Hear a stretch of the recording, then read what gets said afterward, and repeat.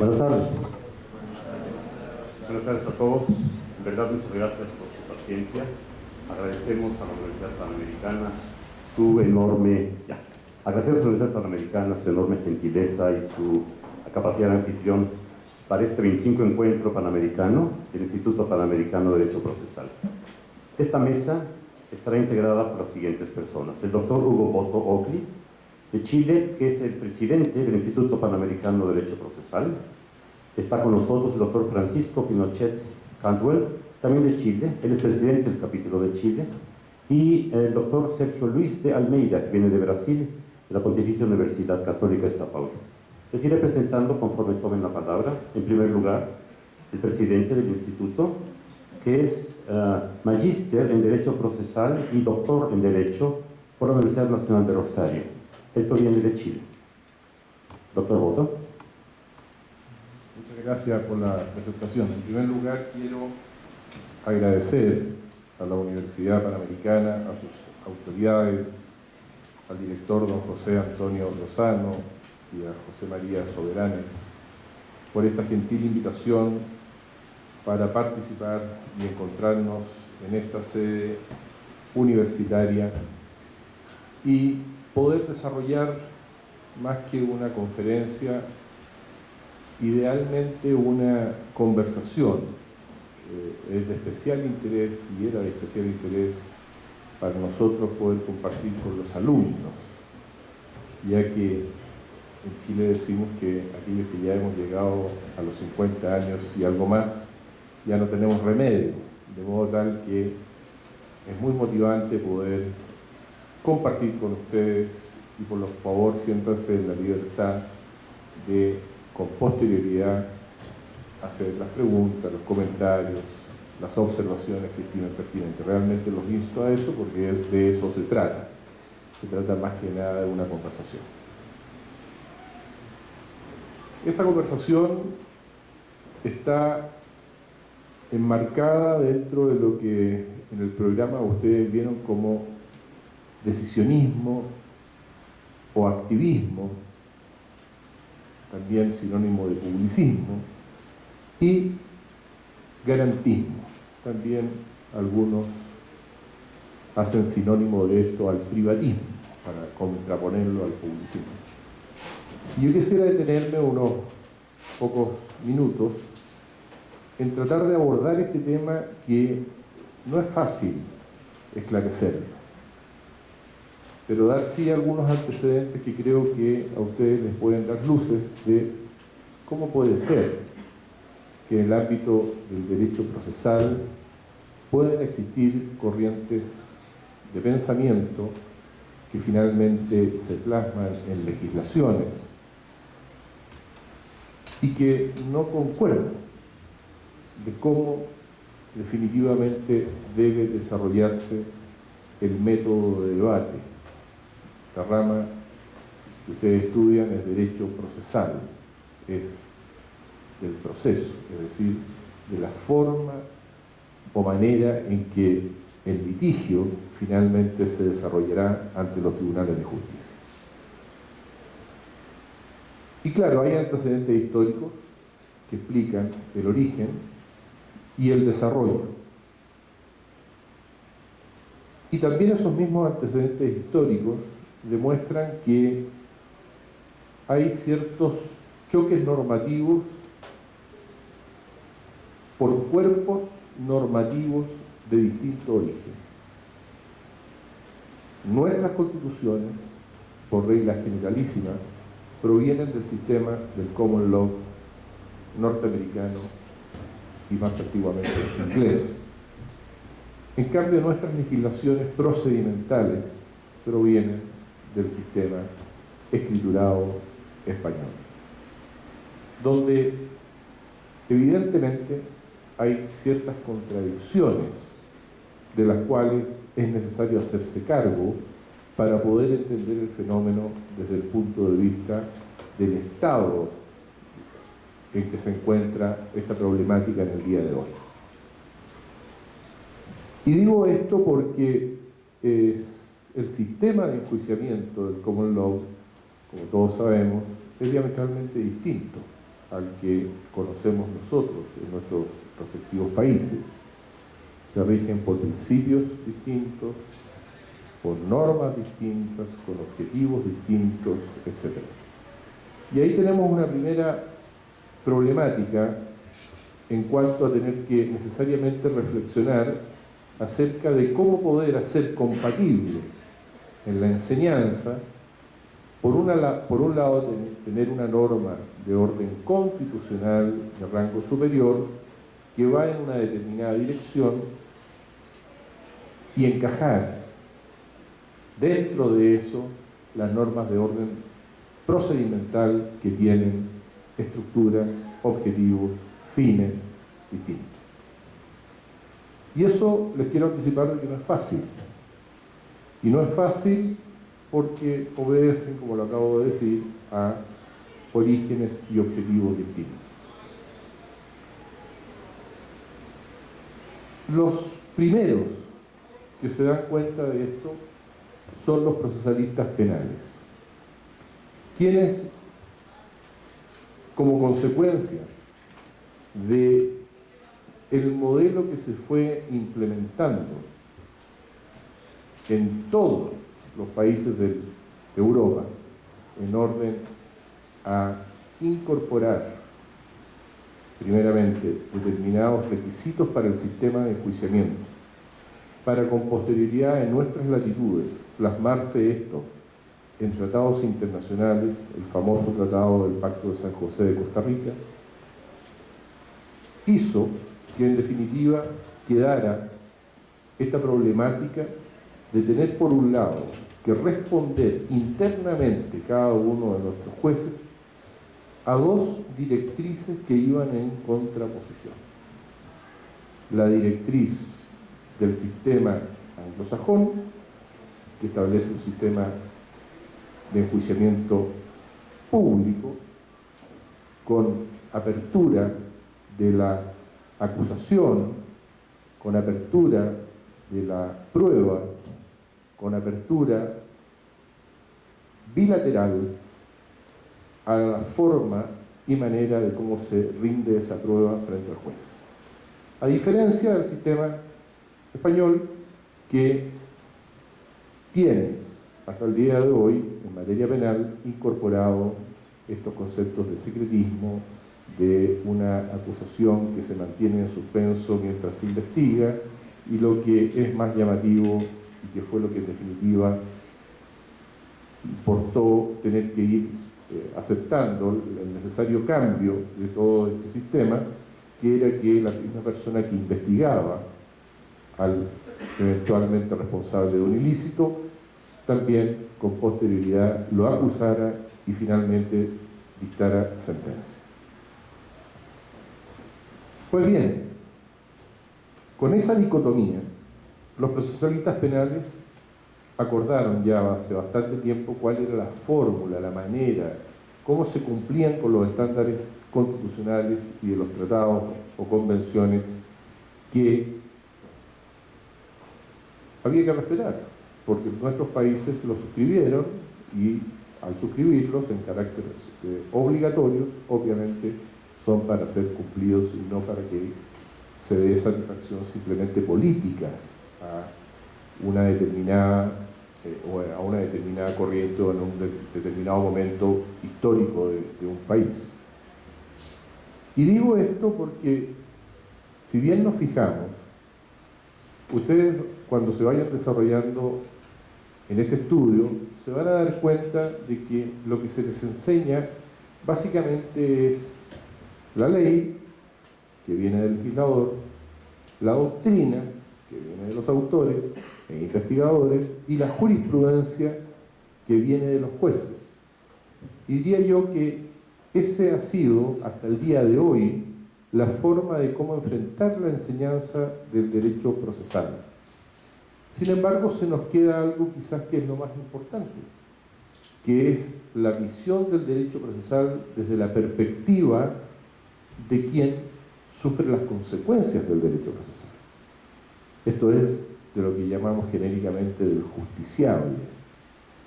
Cada vez que termina un juicio, sea en materia penal o en materia civil, y se decide, el que se va a dormir a su casa o se va a dormir a una cárcel es el justiciable, y el que pierde el patrimonio o recupera su patrimonio es el justiciable, nunca es el juez ni tampoco es el abogado, de modo tal de que nunca perdamos de vista desde esta primaria posición de estudiantes del derecho procesal de que nosotros debemos responder en primer lugar a quienes confían sus intereses, su libertad, su patrimonio, su honra, y por lo tanto nuestro deber es hacia ellos, primariamente. Entonces, ¿cómo hacemos para que esto funcione? Se pusieron de acuerdo los procesalistas penales y dijeron, bueno, aquí hay un orden normativo y una jerarquía. Por lo tanto, veamos qué cosas quedan dentro del campo y del cuerpo normativo constitucional y de los tratados internacionales, y todas aquellas instituciones que no queden dentro de esos límites, bueno, van a tener que van a tener que eliminarse del sistema de enjuiciamiento penal. De modo tal que yo me atrevería a decir hoy día que, independiente que subsistan sistemas penales de orden inquisitivo, por lo menos ya desde el punto de vista de la doctrina, los procesalistas penales no discuten de que el sistema que deben desarrollar adecuadamente para los enjuiciamientos penales debe ser el sistema adversarial. Ya me referiré brevemente a cuáles son las principales diferencias, o básicamente me interesa destacar una de ellas. Sin embargo, el procesalismo civil fue por vía distinta y ha seguido por vía distinta. Y no solamente se trata de dos rieles que van más o menos en la misma dirección con cierta separación, aunque nunca se vayan a unir, sino que por el contrario van en sentido absolutamente divergente, no solamente a no converger, sino que van en sentido divergente, unos pensando en que tiene que desarrollarse este modelo de enjuiciamiento civil bajo una determinada óptica, y otros que piensan en el sentido exactamente contrario. Ya me referiré a eso. E inicialmente yo les quiero proponer que ustedes piensen, no como estudiantes de Derecho, sino que como cualquier persona que incluso no conoce mayormente los problemas de la juridicidad, de los tribunales, de la ley, etc., y se hagan la siguiente reflexión. En primer lugar, desde el punto de vista normativo, si a ustedes les dicen, miren, hay normas superiores que acogen, señalan, obligan a un determinado sistema, y otras de rango inferior que van en sentido contrario, yo creo que todos nos vamos a poner de acuerdo en que deben primar las de rango superior.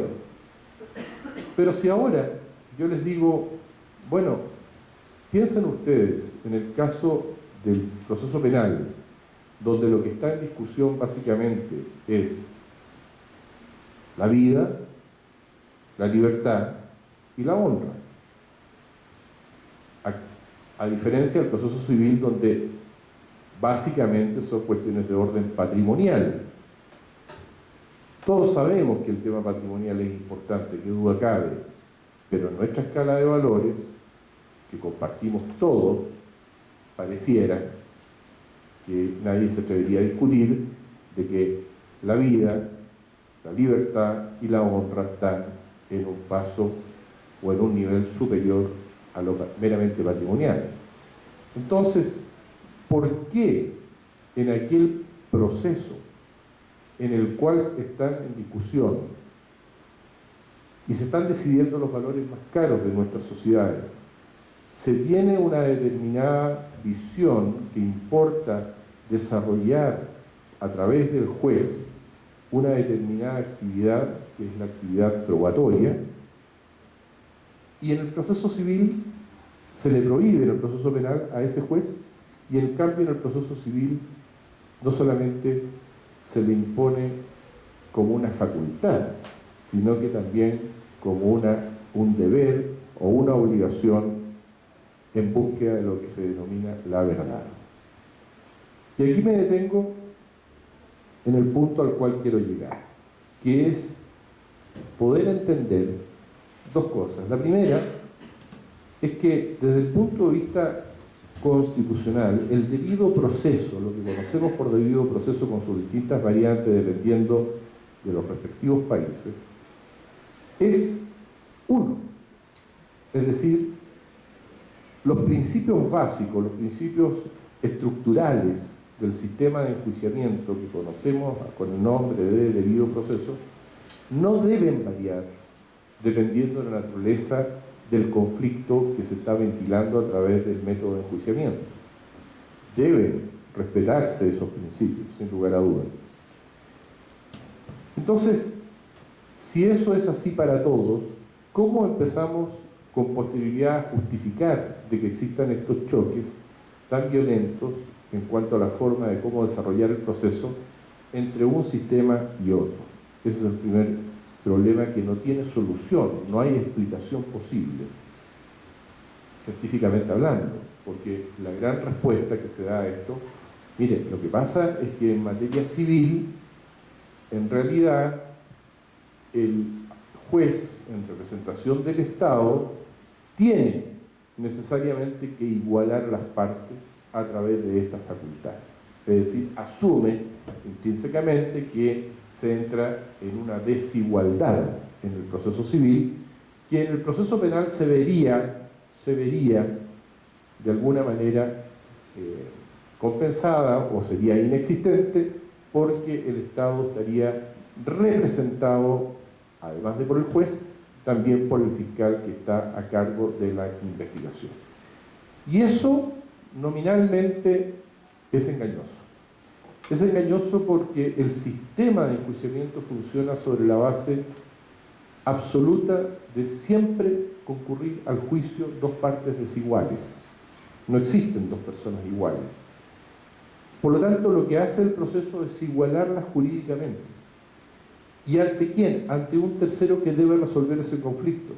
Entonces, si a ese tercero que debe resolver el conflicto en una de las materias le vamos a entregar el deber de igualar a las partes en búsqueda de un determinado objetivo, del cual ya diremos algo, ese desequilibrio en esa actividad hace que intrínsecamente ese sistema pierda una de las características, requisitos y diría presupuestos, que es el de la imparcialidad. Fíjense que el artículo 8 del Pacto de San José de Costa Rica y el 14 del Pacto Internacional de Derechos Civiles y Políticos establece una serie de garantías judiciales que tienen, entre otras, la característica de ser mínimas. O sea, esa es la base. Y dentro de esas características está el que el juez debe ser imparcial. Y siempre se entendió que ser imparcial era no tener interés en el conflicto. A mí me da lo mismo que gane uno u otro. No me interesa quién gane o quién pierda el litigio. Así se entendió por largos años el tema de la imparcialidad, y eso justificó en definitiva que se avanzara tanto sin trabajar realmente bien y con profundidad cuál era el alcance, el verdadero sentido de alcance que tenía este requisito. Pues bien, hay algunas novedades que hay que aprender. En primer lugar, que la Corte Interamericana de Derechos Humanos ha trabajado el concepto de la imparcialidad y ha establecido que la imparcialidad ya no es más un requisito del proceso, sino que es un presupuesto del proceso, es decir, es anterior al proceso. Y el enfoque que hay que darle a la imparcialidad no es un enfoque desde la perspectiva ni del juez, ni de los abogados, sea demandante, demandado, sea defensor, o sea el fiscal o el querellante, sino que es desde la perspectiva del justiciable, lo que yo les decía un poco al principio. Es decir, a él hay que garantizarle que quien va a resolver su conflicto es una persona absoluta y totalmente imparcial. De suerte tal que, incluso ya dicho en 3 fallos de la Corte Interamericana de manera reiterada, esto significa e importa que el juez debe dar garantías objetivas y subjetivas para el justiciable de que se encuentra liberado de cualquier condición que pueda incluso significar una mera sospecha de que ese juez no es absoluta y totalmente imparcial. Entonces, ¿cómo hacemos para que el juez sea idealmente imparcial o lo más imparcial posible? Y aquí llegamos al tema de fondo. En materia procesal penal, ya sabemos que se ha reconocido, y nadie discute, que eso se logra con el hecho de que el juez procesa y sentencia, pero no prueba. Se excluye la posibilidad de que el juez penal pruebe, decrete prueba.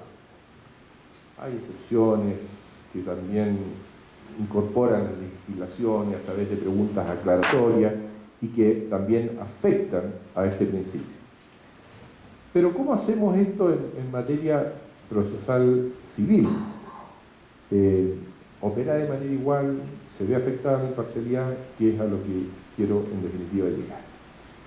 Esto de la prueba de oficio o medidas para mejor proveer se llaman acá, ¿no? Medidas para mejor resolver o medidas para mejor proveer, que es la facultad del juez para dictar o decretar diligencias probatorias al final del partido, cuando ya estamos en estado de sentencia, provoca un problema que hasta ahora, por lo menos a mí, nadie ha logrado demostrarme de que no opere de la manera como les voy a proponer y que les voy a pedir que ustedes sigan de suerte tal que con posterioridad aquellos que no queden convencidos me digan, mire, usted se equivocó porque esto falla, lo que usted dice, de esta manera o de esta otra.